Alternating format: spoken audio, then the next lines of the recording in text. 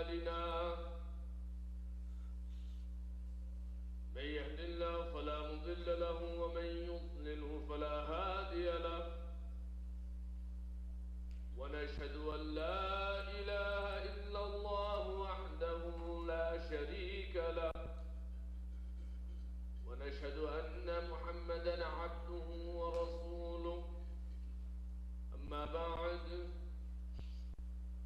فقد قال الله تبارك وتعالى في القرآن المجيد والفرقان الحميد أعوذ بالله من الشيطان الرجيم بسم الله الرحمن الرحيم اهدنا الصراط المستقيم صراط الذين أنعمت عليهم غير المغضوب عليهم ولا الضالين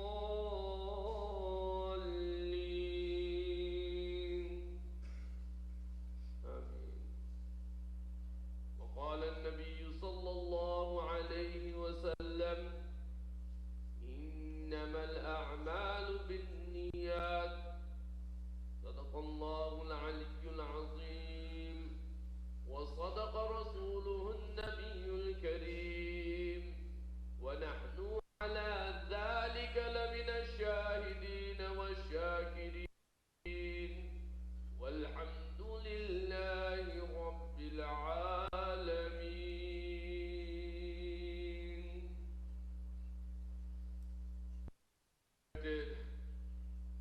Brothers and sisters, Hujjaj Kiram, Tulaba Izam, Musallin, Assalamu alaikum wa rahmatullahi ta'ala wa barakatuh.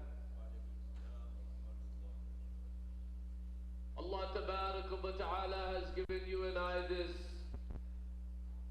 opportunity and this tawfiq, this chance, and the ability to come into the house of Allah Tabaraka wa Ta'ala today to fulfill our responsibilities as Muslims and to pray and offer Salatul Jum'ah in Jama'at.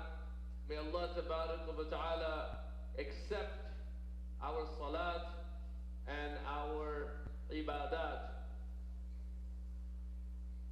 Allah Tabaraka wa Ta'ala has given you and I and the Muslims across the world celebrations and occasions that are limited to the number 2. Our occasions come with some sort of great ibadat or worship, and with that Allah Tabaraka wa Ta'ala gives us a feast or a celebration, a time where we come together in harmony and it becomes very joyous, where we celebrate with our families and our friends, our loved ones, and the people that we stand shoulder to shoulder with in the masajid. And Allah Tabaraka wa Ta'ala, after the 9th month of the lunar calendar, which we as Muslims follow, and the 9th month, as we all know, is the month of Ramadan. With the completion of Ramadan, we have one Eid, and that Eid is known as Eidul Fitr. And so that celebration is not to commemorate or mark the end of Ramadan, or to celebrate that now Ramadan has left us. As a matter of fact, we should be worrisome when Ramadan leaves us, because we don't know whether we're going to make it to the next Ramadan or not, where our ibadat and our worship will be multiplied by that much. But what that celebration is to mark and commemorate that we have fulfilled Allah's commandments. We have fulfilled the order of Allah Ta'ala, in which we fasted and abstained from those things which would have otherwise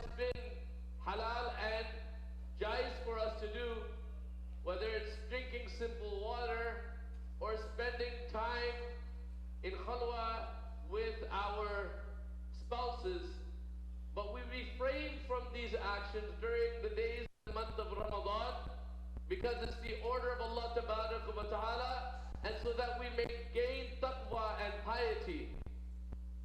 And so this Eid, this celebration, marks the end of Ramadan, but it signifies, what does it do? That we have fulfilled the order and the commandments of Allah Ta'ala. And this is why we celebrate. Another celebration that Allah Ta'ala has given us, لِكُلِّ قَوْمٍ عِيدٌ وَهَذَا عِيدُنَا, that every qawm, every community, every society, they have a celebration, and this is your celebration. It also comes with an ibadah, it also comes with a worship. And that worship is sacrifice, qurbani as we call it.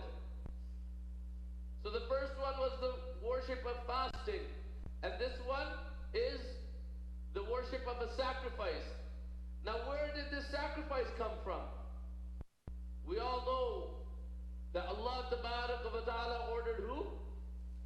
Ibrahim ala nabiyana alayhi salatu wassalam. Through a dream, he ordered Ibrahim ala nabiyana alayhi salatu wassalam to sacrifice, and according to the Muslim scriptures in the Quran, it was Ismail ala nabiyana alayhi salatu wassalam. And the same story, according to the scriptures of the Christians and the Jews, it was Ishaq, Isaac. Ishaq ala nabiyana alayhi salatu wassalam. Nonetheless, I'm here to tell you the narrative of the Quran and the Muslim scriptures, in which Ismail ala nabiyana alayhi salatu wassalam was the one to be sacrificed. And why Allah Ta'ala ordained this? This is only in the ilm of Allah Ta'ala. But as humans, to what makes sense in our limited minds is that Allah Ta'ala is letting us know that before anything, it's Allah Ta'ala. Before the love of anybody, it's the love of Allah Ta'ala. Before anybody orders us to do anything, we must act upon what was ordained by Allah Ta'ala. And so what happens in this dunya is that we gain so much closeness, whether it be to loved ones, it's our wives or our parents or our children, or it could be materialistic things like your clothes, your cars, your houses. But don't gain that much love and closeness, because the inevitable will happen, meaning you will have to depart from these people or these things sometime in your life. Whether Allah will make them depart first or Allah will take you away from them. So even the love that we have should have a limit, so that if Allah Ta'ala took them away or separated them from us, whether it was through death or any other reason, any other means, it doesn't burden us to the point where we can't handle it. Remember that these children are also amanat from Allah Ta'ala. These children that we have, they're amanat, they have been given to us in trust. These very children can become the reason and the means of our entrance into paradise. These very children can become the means and the reason of our entrance into Nar Jahannam. May Allah. And so Allah Ta'ala's order came to Hazrat Ibrahim ala nabiyana alayhi salatu wassalam through a dream. And one morning, when Hazrat Ismail ala nabiyana alayhi salatu wassalam sees his father weeping, and he asks his father, what is the reason of your weeping? And his father says to him that I have been given order by Almighty Allah Ta'ala through a dream that I must sacrifice you. And so if it was any of us or our children, let's check out the level of our iman, the strength. Put a strength meter on your iman right now. Hypothetically put yourself in that position, whether you're the father or the son, and Allah ordered this upon you. Is our iman at that level that we say, Labbaik ya Allah? Is our iman at that level where we will completely fulfill the order and understand what was ordained by Allah and completely act upon what we saw in a dream? Is our iman there? But this is a Nabi, and his iman and his son's iman are at that level that the order came from Allah, and even the son said, so what are we waiting for? What are we waiting for? If Allah has made this order, if Allah has given you this order, Allah Tabarak wa Ta'ala's order comes before anything, even before the love between you and I. And so Ibrahim ala nabiyana alayhi salatu wassalam set out to fulfill the order of Allah Tabarak wa Ta'ala and to sacrifice his son.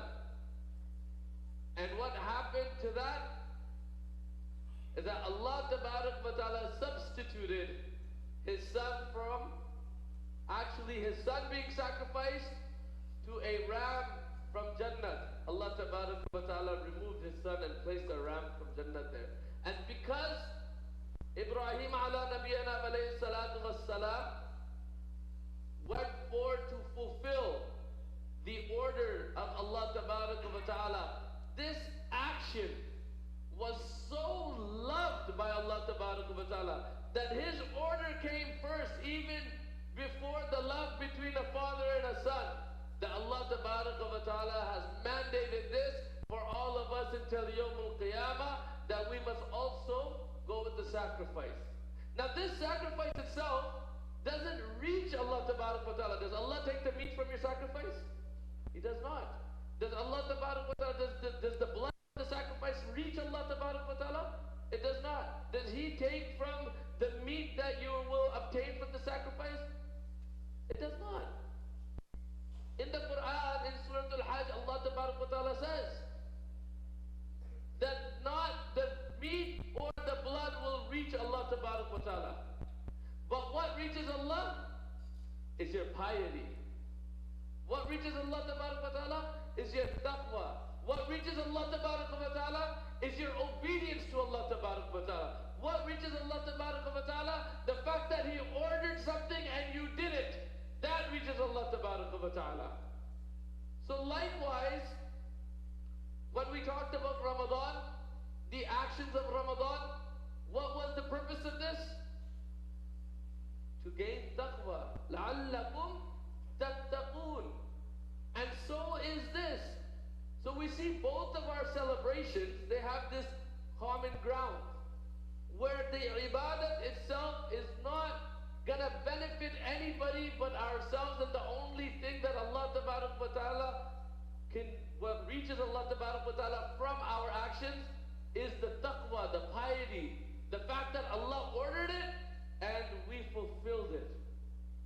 And so after that, what happens is the sacrifice happens, and from the sacrifice we are to split it into three. One we keep for ourselves, one we distribute between our families and friends, for the poor and the needy. And so this sacrifice, in accordance to how many hairs are on the animal, you are going to be rewarded in accordance to that.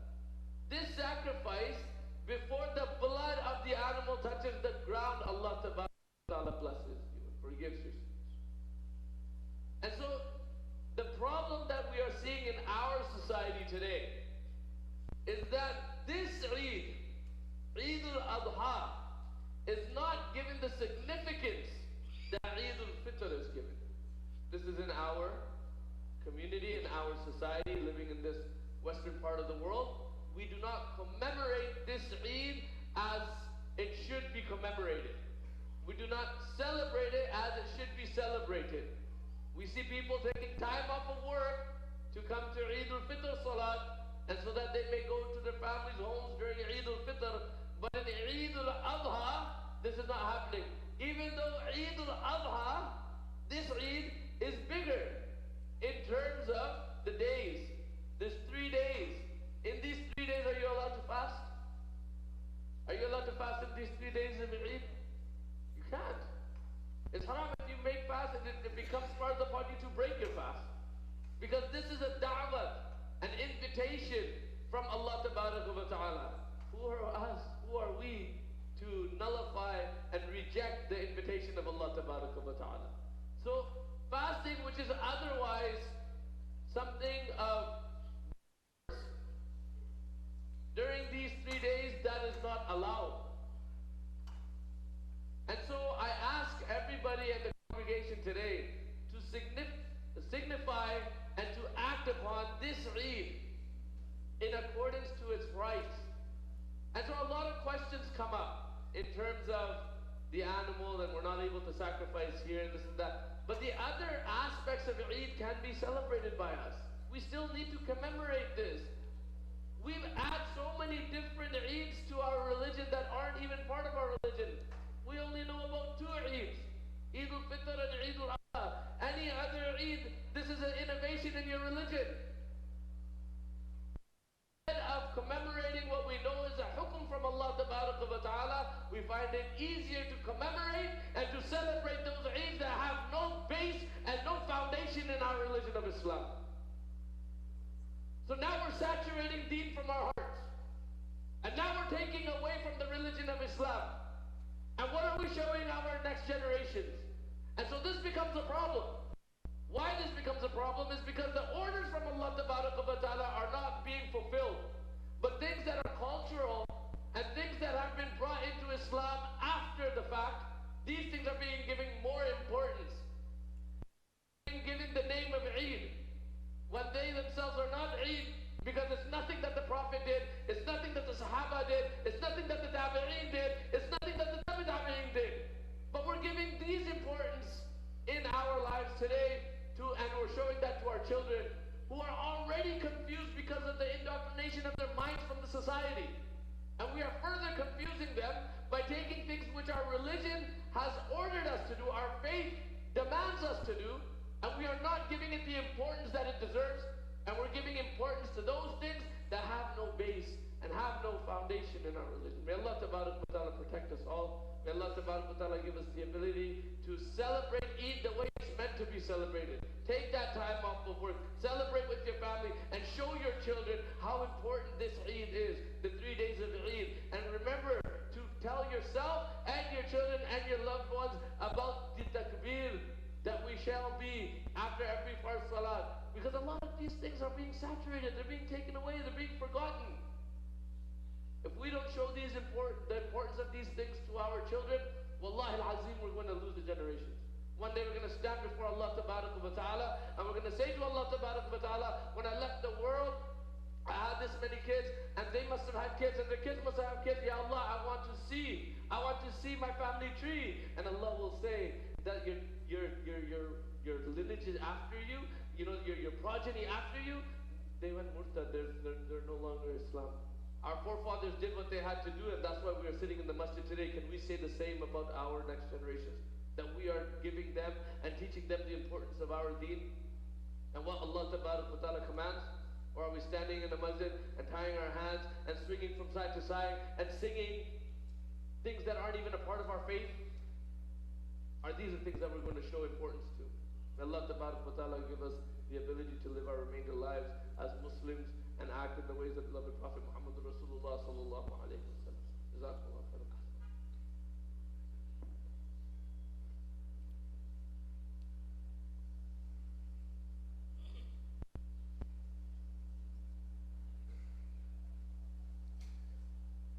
Assalamu alaikum wa rahmatullahi wa barakatuh. Respected listeners, inshallah, a few announcements. The day of Arafah, inshallah, will be on Tuesday, June the 27th, inshallah ta'ala. Nabi sallallahu alayhi wa sallam encouraged us to keep the fast of this day. And the reward, forgiveness of the last year and the following year. Fasting 1 day, forgiveness of 2 years. May Allah ta'ala grant us ability. As well, the management of the masjid is organizing a collective iftar at the masjid. So Tuesday, inshallah, iftar will be in the masjid for both brothers and sisters, inshallah ta'ala. As the Imam was mentioning, let us celebrate the Eid. Let our generation witness what is the Eid. We always speak about the other nations and their celebrations. Now it's an opportunity for us to teach our children and to bring them with, inshallah. As well, on the day of Arafah will be a program at the masjid around 9 p.m. inshallah ta'ala. Respected listeners, masjid at the moment, alhamdulillah, Sari Jami' Masjid has an app. It calls Masjid Al app. Download this app, you will be receiving all the updates of the salah and the programs in the masjid. The 10th of the Hijjah, known as Yawm al-Eid, Yawm Eid al-Nahr, Eid Salah, inshallah, this year will be at Newton Athletic Park. The takbir 8 o'clock, Salah begins 8:30, 8:30. Again, Wednesday, the 28th of June, Eid will take place at the Newton Athletic Park, of course, if the weather permits that. For example, if the weather change, then immediately will come to the masjid. At the masjid, we'll have 3 salah, inshallah. 1 salah at 7 o'clock, 1 salah 8:30, and 1 salah 9:30. Respected Musallis, also we have programs for the sisters every Saturday and Sunday from 12:30 to 1:30. As well, we have programs on Wednesday and Thursday before Maghrib, how to recite the Quran. As well, we have the stories of the Sahaba on Thursday after Maghrib, Saturday after Maghrib, and Dhuhr after Dhuhr, on Saturday after Dhuhr, inshallah. These are the programs in the masjid. May Allah subhanahu wa ta'ala grant us all the best. As well, we pray for all our brothers and sisters who are not doing well. Allahumma shfina wa shfi mardana wa shfi marda al-muslimin. As well, Allahumma arhamna warham mawtana warham mawta al-muslimin. Ameen bi rahmatika ya arhamar rahimin. Jazakumullahu khair.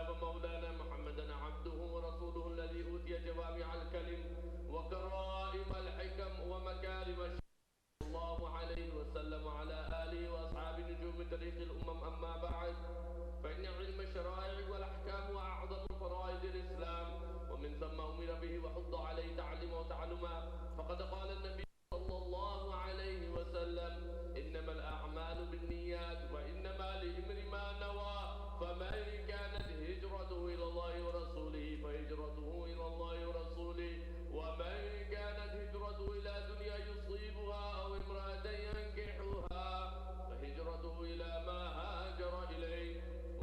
عليه الصلاة والسلام: حق المسلم على المسلم خمس: رد السلام وإيادة المريض وتشميت العاطف وإجابة الدعوة واتباع الجنائز. وقال النبي صلى الله عليه وسلم: لكل قوم عيد وهذا عيدنا. وقال النبي صلى الله عليه وسلم: لا تدخل الجنة قاطع. وقال عليه الصلاة والسلام: لا تدخل الجنة قطاط. وقال النبي صلى الله عليه وسلم: ليس الشديد بسرعة إنما الشديد يملك نفسه عند الغضب. وقال عليه الصلاة والسلام: بلغوا عني ولو آية. أعوذ بالله من الشيطان الرجيم. ربنا لا تؤاخذنا إن نسينا أو أخطأنا. ربنا ولا تحمل علينا إصرا كما حملته على الذين من قبلنا.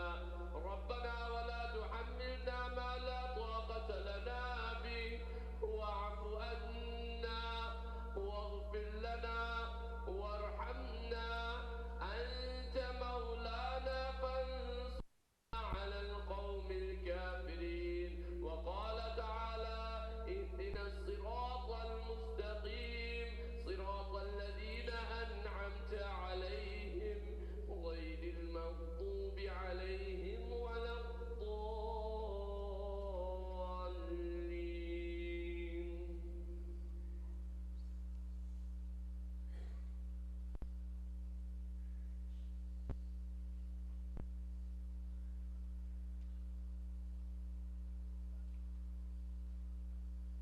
إن الحمد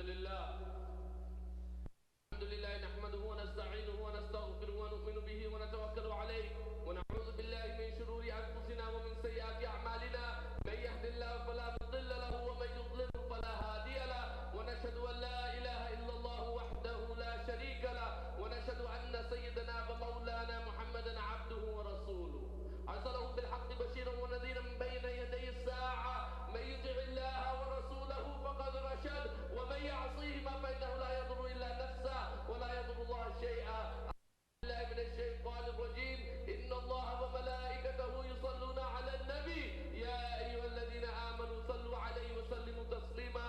اللهم صل على محمد عبدك ورسولك، وصل على المسلمين والمسلمات والمؤمنين والمؤمنات، وبارك على محمد وأزواجه وذريته. قال النبي صلى الله عليه وسلم: أرحم أمتي بأمتي أبو بكر، وشدهم في أمر الله عمر، واصدقهم حياء عثمان، وأقضاهم علي، وفاطمة سيدة نساء أهل الجنة، حسن والحسين سيدا شباب أهل الجنة، وحمزة أسد الله وأسد رسوله. اللهم اغفر للعباس وولده مغفرة ظاهرة لا تبادر ذنبا. الله في أصحابي لا تتخذوهم غرضا من بعدي، فمن أحبهم فبحبي أحبهم، ومن أبغضهم فببغضي أبغضهم. وخير أمتي ثم الذين يلونهم ثم الذين يلونهم. وسلطان مسلم ظل الله في الأرض. من أهان سلطان الله في الأرض أهانه الله. يأمر بالعدل والإحسان وإيتاء ذي القربى وينهى عن الفحشاء والمنكر والبغي يعظكم لعلكم تذكرون. فاذكروني أذكركم واشكروا لي ولا تكفرون. صوصفكم. الله أكبر الله أكبر الله أكبر الله أكبر. أشهد أن لا إله إلا الله. أشهد أن لا إله إلا الله. أشهد أن محمدا رسول الله. أشهد أن محمدا رسول الله. حي على الصلاة، حي على الصلاة، حي على الفلاح، حي على الفلاح. قد قامت الصلاة، قد قامت الصلاة. الله أكبر الله أكبر. لا إله إلا الله. استووا واعتدلوا سووا صفوفكم وسدوا الخلل.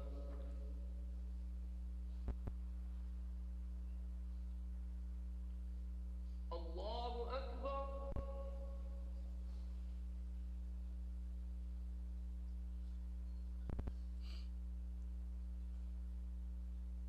الحمد لله رب العالمين الرحمن الرحيم مالك يوم الدين إياك نعبد وإياك نستعين اهدنا الصراط المستقيم صراط الذين أنعمت عليهم غير المغضوب عليهم ولا الضالين.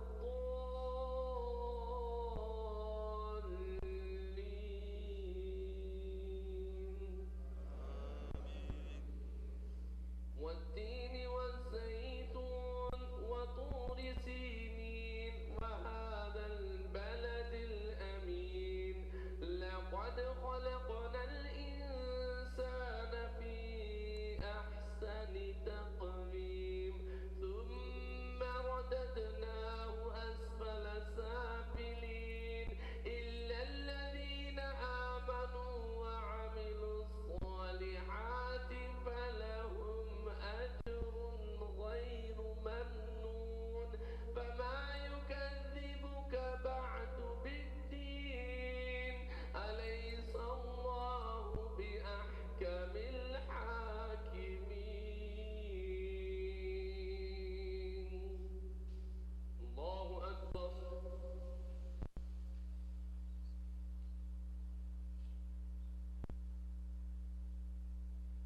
سمع الله لمن حمده.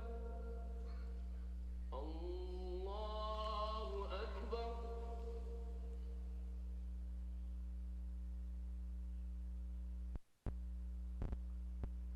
الله أكبر. الله أكبر.